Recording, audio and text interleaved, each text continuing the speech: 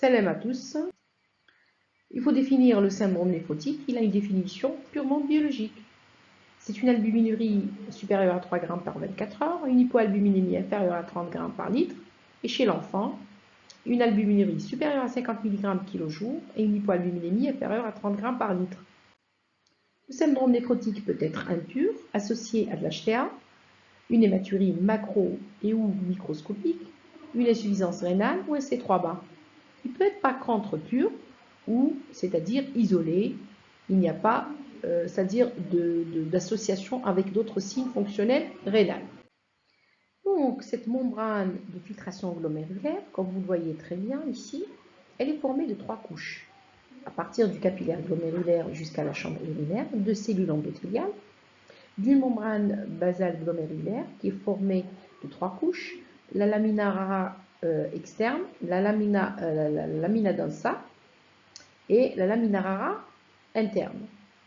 Cette dernière, donc on voit au-dessus les prolongements des podocytes qui est là et qui sont mis l'un à côté de l'autre.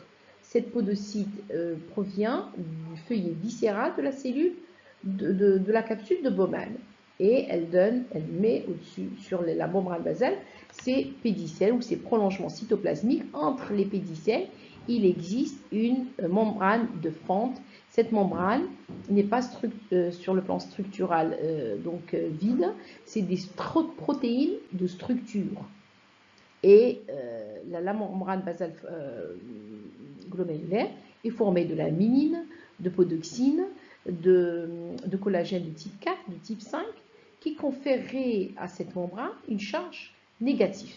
Même les protéines de structure de ces pédicelles, là où le filtre, cette dernière, c'est des protéines qui sont chargées aussi négativement. Et le sang, il passe de là, il traverse la chambre urinaire. D'accord? Il faut savoir que là, donc là, ça représente la membrane basale glomérulaire. Là, c'est les pédicelles. Et là, c'est la cellule endothéliale. Là, c'est le capillaire glomérulaire. Là, c'est la chambre urinaire. C'est juste pour vous dire que cette membrane basale glomérulaire est chargée négativement quand le sang y passe. Donc, il ne laissera passer que l'eau ainsi que les hormones et les protéines de petit poids moléculaire, c'est-à-dire ne dépassant pas les 85 kg d'Alton. Ce qui restera au niveau de la chambre urinaire ne passera, je dis, que le plasma. Ce qui va rester, c'est les globules rouges, les plaquettes, l'albumine, les lipides qui ne passeront pas cette membrane, sauf s'il y a anomalie. Donc, cette membrane basale est chargée négativement et les globules rouges et l'albumine ne passent pas. Par contre, s'il y a des anomalies au niveau de la membrane basale glomérulaire, s'il y a des dépôts de protéines d'immunoglobulines, s'il y a un facteur sérique lors d'une podocytopathie, s'il y a des altérations de la paroi endothéliale secondaire à des problèmes d'hypertension artérielle, là, il n'y aura plus de charge négative. Et comme les protéines, l'albumine est chargé donc, positivement, comme il n'y a plus de charge négative, il n'y aura plus de répulsion de cette albumine. Les globules rouges vont dépasser cette membrane basale glomérulaire. Ils seront donc sinueux, c'est-à-dire ils auront traversé, ils vont être déformés après. C'est ce qu'on appelle des cylindres hématiques. Et là, l'albumine passe au niveau de la chambre urinaire. Et on retrouvera donc une albuminurie au niveau de la chambre urinaire et au niveau des urines définitives. Donc, le syndrome néphrotique, donc, on va le connaître par ses complications. Donc, on va commencer très vite les complications précoces. Donc, les complications précoces, c'est le syndrome œdémateux. Il faut savoir qu'au niveau des capillaires, donc de toutes les cellules de notre organisme, cellules nerveuses, les cellules musculaires, etc. Donc, il y a un équilibre entre les pressions hydrostatiques au niveau du vaisseau pour aller nourrir cette cellule et les cellules plutôt, la cellule va être, donc, on va lui transporter de l'oxygène, des vitamines, des glucides, etc., des ions. Donc, pour se nourrir, en sortant, donc si les pressions capillaires, donc, ils sont égaux hein, au niveau artériel ou veineux, et il n'y a pas de protéines au niveau de l'interstitium. Donc, ce qui va rester en protéines au niveau de la veine, il va aspirer par une pression négative. D'accord? Et il va aspirer l'eau du milieu interstitiel vers le milieu vasculaire. Maintenant, si cette pression oncotique ne joue pas son rôle, tout va rester au niveau interstitiel et le milieu interstitiel est très large. Donc on pourrait avoir même des œdèmes, une extravasation de ce sérum, de ce plasma au niveau au niveau par la peau. Hein. Donc ces œdèmes, donc la filtration, donc comme vous voyez très bien, la filtration, donc le sang il va sortir ici, il va passer au niveau de la cellule, donc des cellules pour se nourrir, et en sortant, il va sortir par la veine, il va être réabsorbé par le biais d'une pression oncotique. Voilà, ça c'est le retour au niveau du tissu interstitiel, ça c'est la lymphe qui se retrouve au niveau des cellules interstitielles. D'accord, ça c'est les cellules, ça c'est les capillaires lymphatiques. Donc la pression de filtration, c'est la pression hydrostatique au niveau du capillaire moins la pression hydrostatique au niveau de l'interstitium. Il faudra qu'il y ait une pression positive pour que le plasma passe au niveau de cette barrière donc, du capillaire et une pression de réabsorption par le biais de la veine.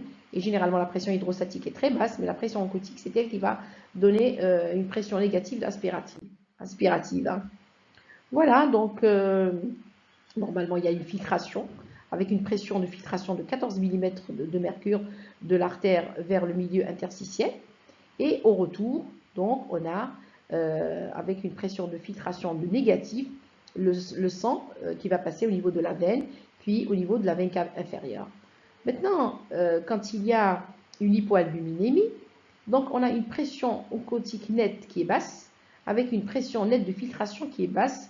Donc on aura une pression nette au niveau veineux qui est positive et l'eau va rester, ne va plus passer, donc ne vont passer que les ions.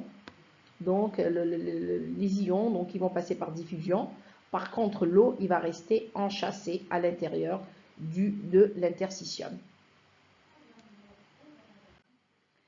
Alors, ce qui va encore rajouter donc le problème, c'est que quand il y a un enchâssement de l'eau, du plasma au niveau du milieu interstitiel, il va y avoir une diminution de la pression vasculaire, ce qui va stimuler le système rénine-angiotensin-aldostérone à aller encore réabsorber de l'eau. Donc, ce qui va encore aggraver donc, cette rétention hydrosodée. Du coup, donc, on a une protéinurie massive, une hypoalbuminémie, une réduction intravasculaire de la pression oncotique et une sortie des fluides vers le compartiment extracellulaire et interstitiel. Une déplétion au niveau du volume intravasculaire. Cette déplétion, elle va aller au niveau des volorécepteurs de l'oreillette gauche qui va aller dire au facteur donc natriurétique atrial donc de ne plus éliminer le sodium.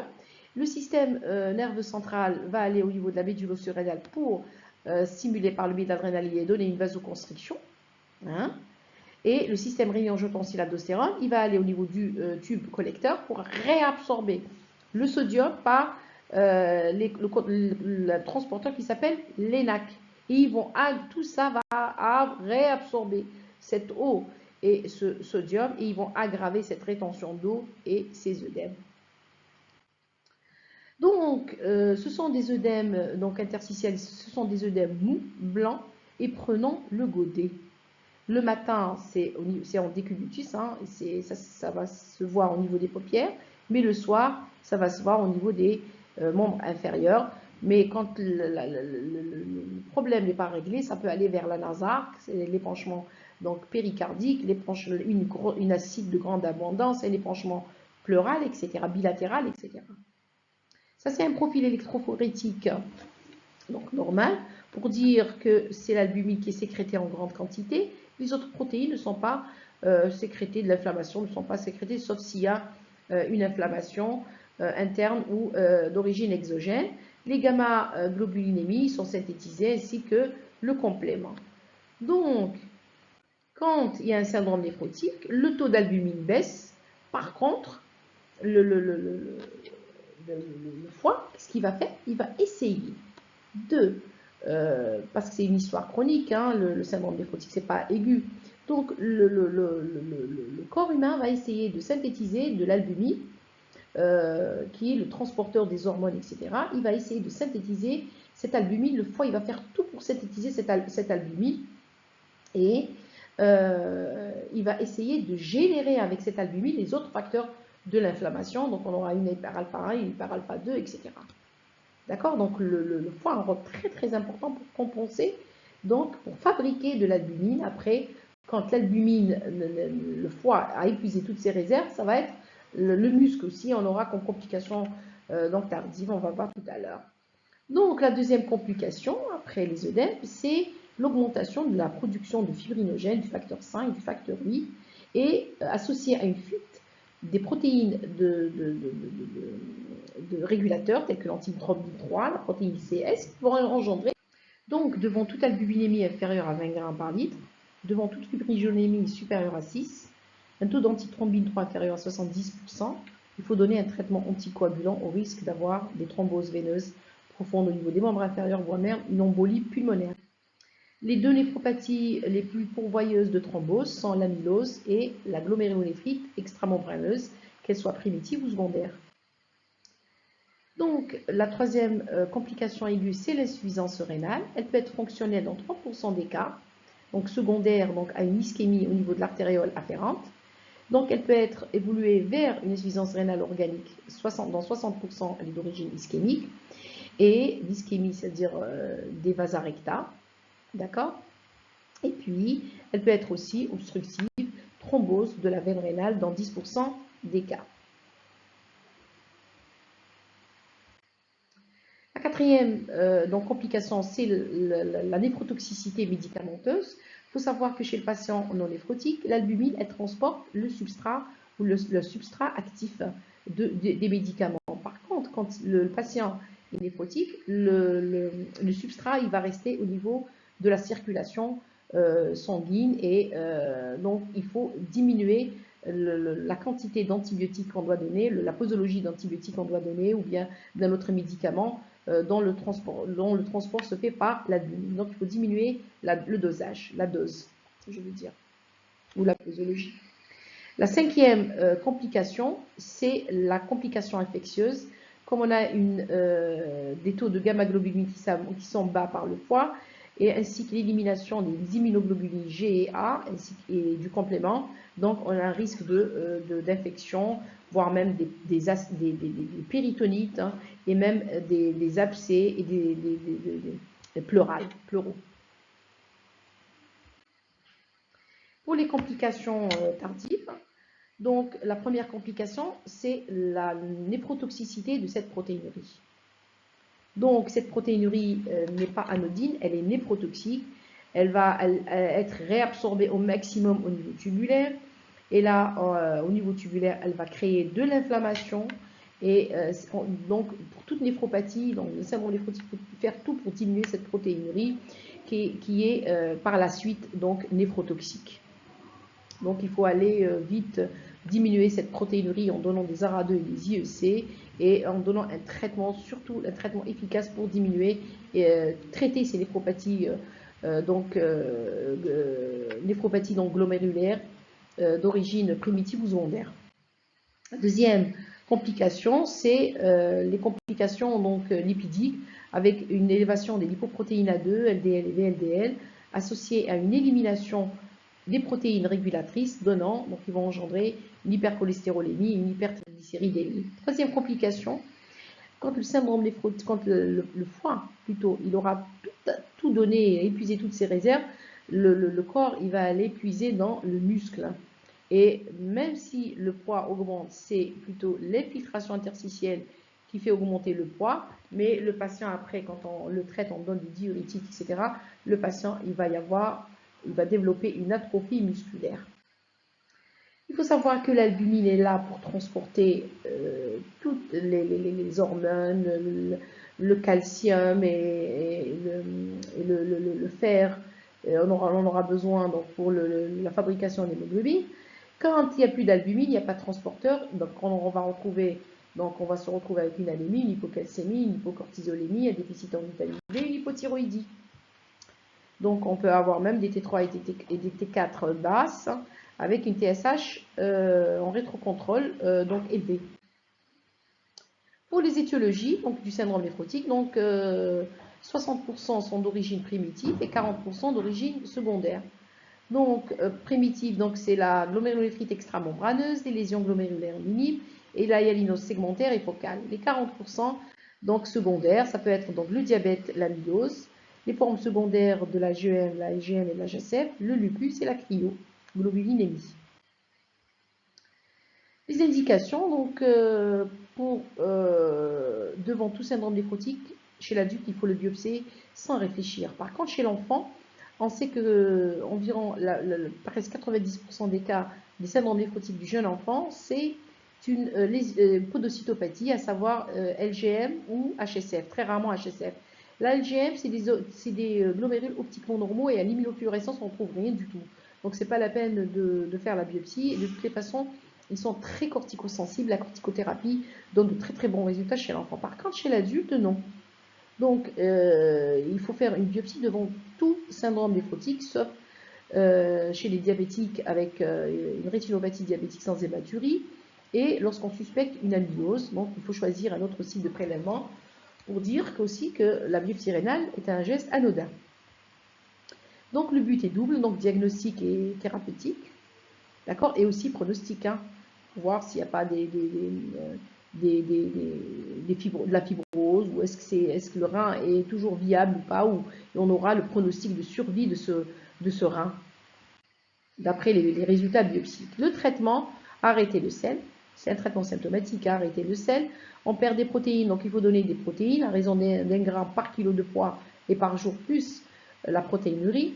On donne du diurétique pour diminuer cette inflation hydrosodée, en associant de l'albumine bien sûr et une héparinothérapie. Voilà, donc ce cours est terminé.